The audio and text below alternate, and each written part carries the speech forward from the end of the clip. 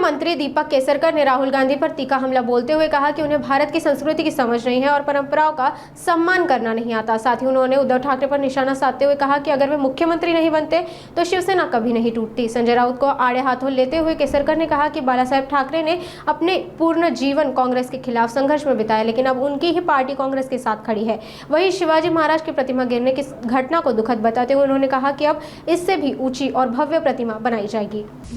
बघा, संजय राऊत बोलतात ते फारसं सिरियसली कोणी घेऊ नये असं मुख्यमंत्री देवेंद्र फडणवीस साहेबांनी सांगितलेलं आहे। त्याच्यामुळे तुम्ही सगळेजण त्यांचं ऐका अशी मी अपेक्षा. संजय राऊत म्हणतात की काँग्रेसच्या दावणीला शिवसेना कोणी बांधली नव्हती, भाजपने दिलेला शब्द पाळला नाही, त्यामुळे बेईमानी करावी लागली. पण त्यांनी दावणीला बांधले ते कबूल करतात. बाळासाहेबांचं आयुष्य काँग्रेसची लढा देण्यामध्ये गेलं, ते तुम्ही सगळं फुकट घालवलं. ज्यावेळेला स्वातंत्र्यवीर सावरकरांच्या विरोधामध्ये बोललं गेलं त्याला बाळासाहेबांनी जोडे मारो आंदोलन त्या ठिकाणी उभं केलं.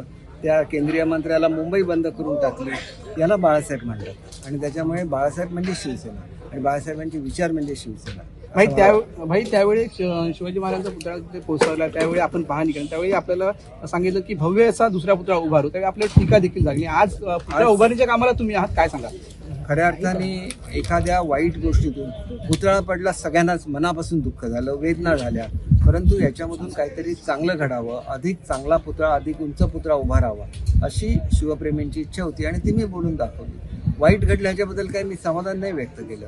वाईट घडलेली गोष्टी वाईटच असते, त्याच्याबद्दल मनाला वेदना होत असतात, पण वाईटातून चांगलं घडणं ही एक म्हण आहे आणि तसं ते आज चांगलं घडतंय आणि भव्य असा पुतळा उभा राहतोय आणि घाईघाईने केलेल्या पुतळ्याच्या ऐवजी भारतातल्या सर्वोत्कृष्ट मूर्तिकार हे ते शिल्प घडवत आहेत, हे महत्त्वाचं आहे आणि त्याच्यामुळे उत्कृष्ट असं ते शिल्प उभं राहील, महाराजांचा पुतळा उभा राहील आणि महाराजांना वंदन करायला संपूर्ण भारतातील लोक या ठिकाणी येतील. मंत्रिमंडळाचा अजेंडा या ठिकाणी लीक झाला.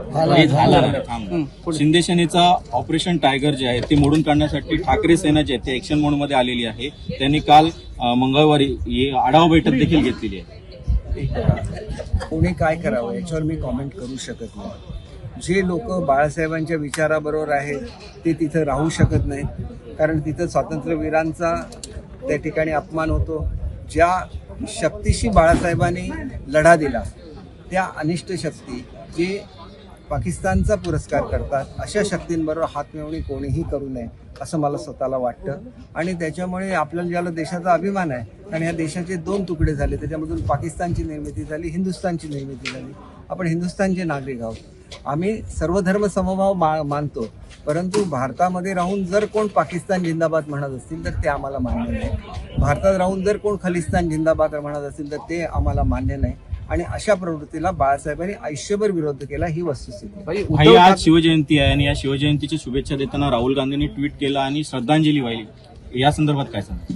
एक गोष्ट अशी आहे की राहुल गांधींना मुळातच भारताची संस्कृती समजलेली नाही असं मला म्हणावंसं वाटतं.